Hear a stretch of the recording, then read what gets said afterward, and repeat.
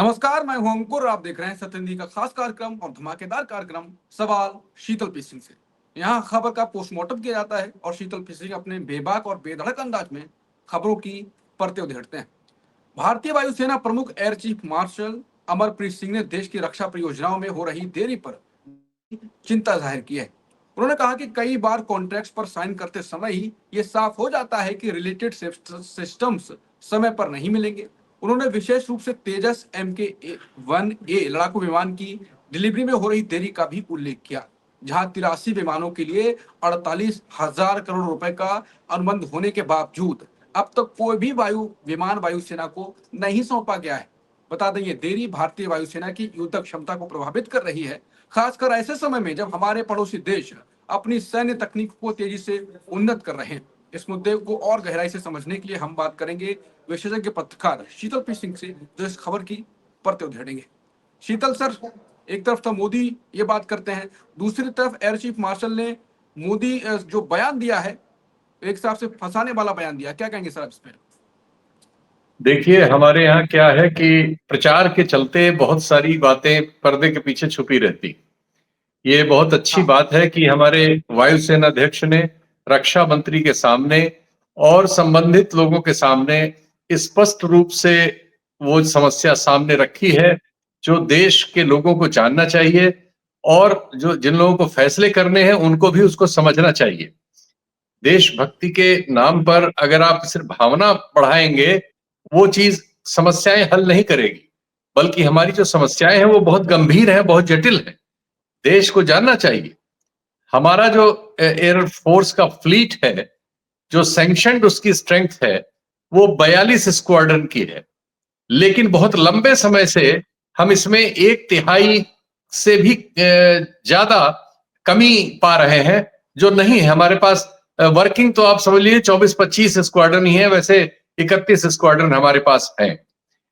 अब वजह इसकी क्या है कि क्योंकि हम पहले पूरा का पूरा इंपोर्ट पर निर्भर थे और हम रूस से MiG-21 जो विमान है, वो उसने हमारी एयरफोर्स को दशकों तक चलाया, लेकिन वो पुराना हो चुका है, उसमें एक्सीडेंट्स बहुत होते हैं और वो आज के वक्त की जरूरतें पूरी नहीं करता। इसके लिए भारत ने जो HAL है, उसने एक जहाज का विकास किया जिसको तेजस MK-1A कहते हैं। इस जहाज को हमने पाया कि हमारे MiG-21 को ये रिप्लेस कर सकता है, जो हमारे बेड़े का सबसे बड़ी संख्या वाला जहाज है। लेकिन इसमें समस्या ये थी कि इसका इंजन जो है अमेरिका की कंपनी से आता है, GE एरोस्पेस से। तो ये इंजन हमारा नहीं है। हमें 2009-10 में 40 विमान का पहला ऑर्डर HAL को सरकार ने दिया था, वायुसेना के लिए 40 विमान सप्लाई करने का। ये सप्लाई डिले होते होते बहुत डिले हुई, लेकिन हुई किसी तरह से। इसको 2021 में फिर से 83 जहाजों का ऑर्डर दिया गया, 48,000 करोड़ रुपए का। लेकिन ये सप्लाई 24 में होनी थी, 23 में होनी थी, इसमें से एक भी नहीं हुई है और अब 25 में होने की बात हो रही है। इसके बाद इसको तीसरा ऑर्डर भी 24 में दे दिया गया कि ये इंजन्स की सप्लाई के लिए बड़े ऑर्डर प्लेस कर सके, जिससे अमेरिका में। लेकिन अमेरिका से जो सप्लाई चेन है वो स्लो है। अब इस समस्या से हमारी वायुसेना जूझ रही है।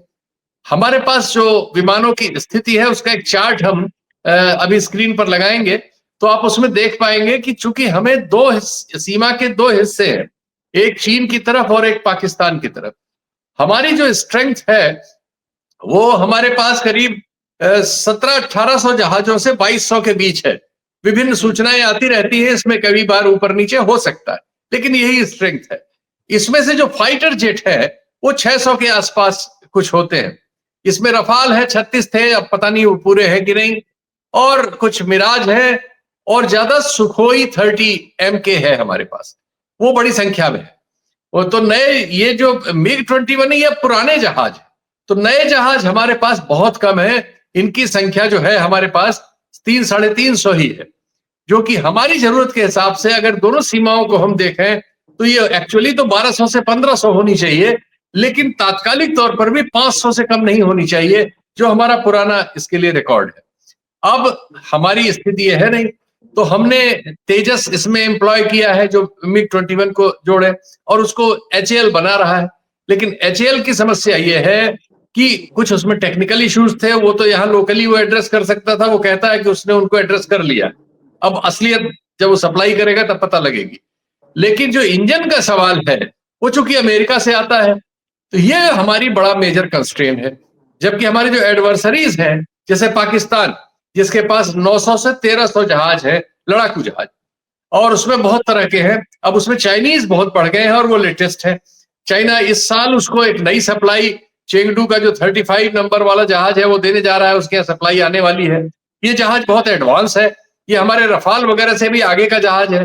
तो पाकिस्तान के पास एक मारक क्षमता उसकी बढ़ रही है। इसकी वजह से टोटल संख्या पाकिस्तान के वायुसेना की हमसे 1/3 कम है, लेकिन उसके पास जो जहाजों का स्तर है, उसके पास F-16 भी है अमेरिका का। हालांकि उनके इस्तेमाल के लिए बहुत सारे इफ बट लगते हैं, लेकिन है उसके पास, कभी इमरजेंसी में वो कर सकता है उसका इस्तेमाल। और वो मतलब परमाणु हथियार भी इस्तेमाल उससे किया जा सकता है। इसके बाद चीन की जहां तक बात आती है, उसके पास उसके एस्टिमेट्स बहुत तरह के हैं, लेकिन ये माना जाता है कि करीब 3500 जहाज उसके पास लड़ाकू हैं।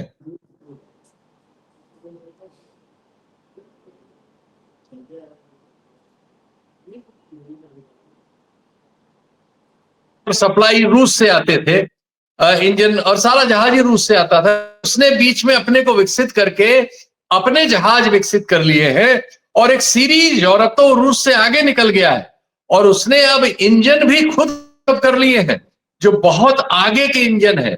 जो उसका चेंगडू का 20 नंबर जो जहाज है, जो बहुत प्रसिद्ध माना जा रहा है, उसमें तो जो उसने इंजन लगाया है, वैसा इंजन पश्चिमी देशों तक के पास नहीं है।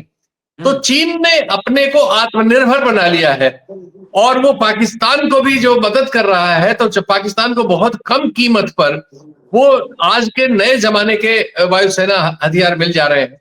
हमारे वायुसेना अध्यक्ष ने सम्मानपूर्वक रक्षा मंत्री के सामने ये बात रख दी है, और ये बात देश के लोगों के लिए भी बहुत जरूरी है कि वो जो ज्वार होता है प्रचार का, उसमें बहने की जगह सच्चाइयों को जो कहते हो देखें और समझें कि हमारी सेनाओं को, जिनको हम सर्वोच्च बलिदान के लिए प्रेरित करते हैं युद्ध में, उनको हम साजो सामान लड़ाई का आज के जमाने के हिसाब से क्या मुहैया करा रहे हैं। ये सही है कि सरकार ने 2 ऑर्डर, इस सरकार के आने के बाद 2021 में और 2024 में HAL को 2 ऑर्डर दिए गए, लेकिन एक तो वो जो जहाज है वो मैंने बताया MiG-21 को रिप्लेस करने के लिए, वो 4थे-5वें जनरेशन का जहाज नहीं है। हमारा वो जहाज, हमारे पास 4थे-5वें जनरेशन के जो जहाज हैं, उसमें रफाल है और सुखोई 30 है। ये 2 जहाज हैं हमारे पास, लेकिन इनकी संख्या बहुत कम है। सुखोई तो फिर भी 250 के आसपास है हमारे फ्लीट में, लेकिन ये जो रफाल है, ये कुल 36 था।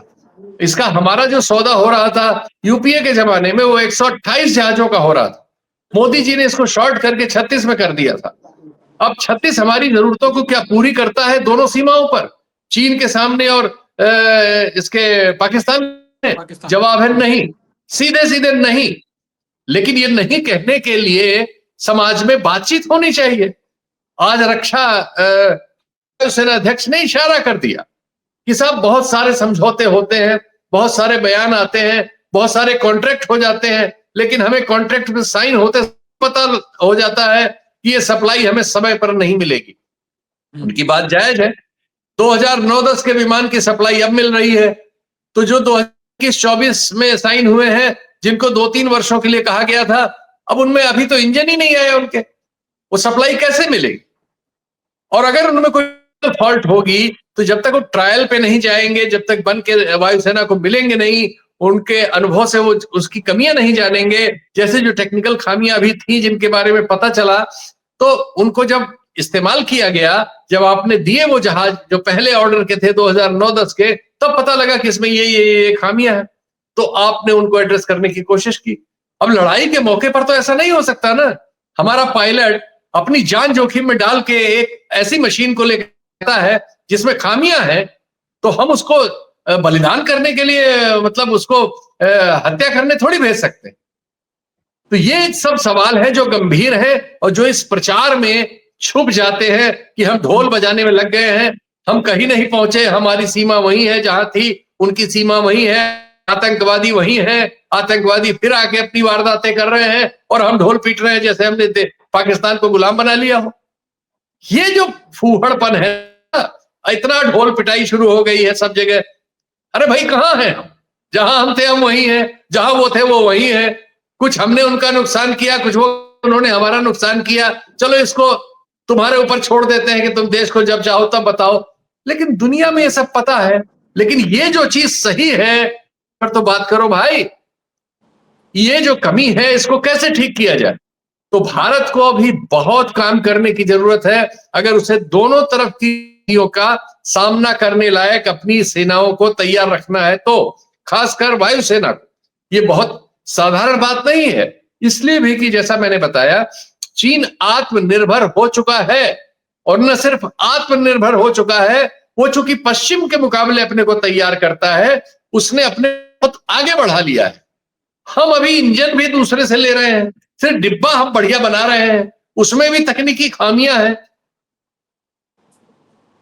ये बातें बहुत ज्यादा करने की नहीं होती, इसलिए मैं बहुत संभाल के शब्दों और उनका इस्तेमाल कर रहा हूं।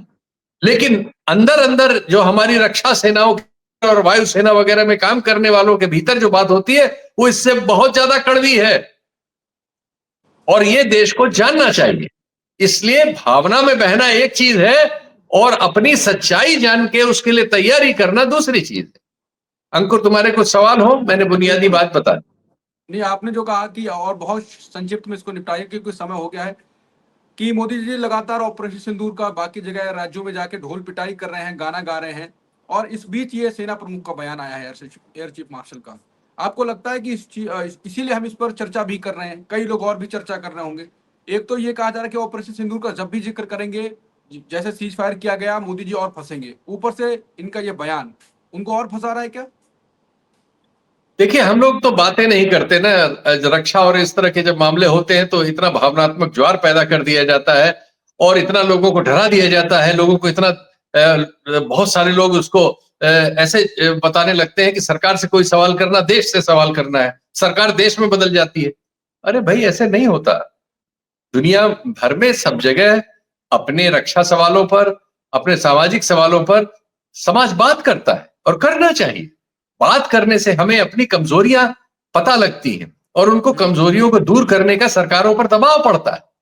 ये बात सरकार को और जो लोग वहां जिम्मेदार हैं, एक तो देश को असलियत भी पता रहती है, वरना भावनाओं के ज्वार में कई बार असलियत को रोक दिया जाता है। तो हमें ये असलियत पता होना चाहिए कि जो तो हमारे एडवर्सरीज हैं उनकी ताकत क्या है, ताकत की वजह क्या है, हमारी कमजोरी की वजह हमें क्या है और क्या क्या हमें ठीक करना है। ये सही है कि सरकारें अपनी अपनी योग्यता के अनुसार, अपनी अपनी क्षमता के अनुसार, देश की आर्थिक क्षमता के अनुसार इस तरह के फैसले लेती। हर सरकार देशभक्त। इस मामले में मैं किसी सरकार को देशद्रोही और किसी तरह के लांछन में नहीं डालना चाहता। सिर्फ ये है कि हमें बात पता हो, हम बात के प्रति गंभीर हों और हम उन चुनौतियों को समझें, उसके आधार पर आगे बात करें, न कि भावनाओं के आधार पर। सिर्फ ये फर्क की जरूरत है। हमारे वायुसेना अध्यक्ष ने आज इस फर्क के लिए एक लकीर खींच, देश को उस लकीर को पढ़ना चाहिए। बिल्कुल, वायुसेना अध्यक्ष ने एक लकीर खींची है, और जो भावनाओं के ज्वार के बीच जो कि सर कह रहे थे कि एक असलियत जो बाहर आई है सेना प्रमुख की तरफ से ही आई है, और मोदी जो ढोल नगाड़े बजा रहे हैं उसके बीच ये आई है। सच्चाई सबको पता होना चाहिए, यही सच्चाई है। नमस्कार।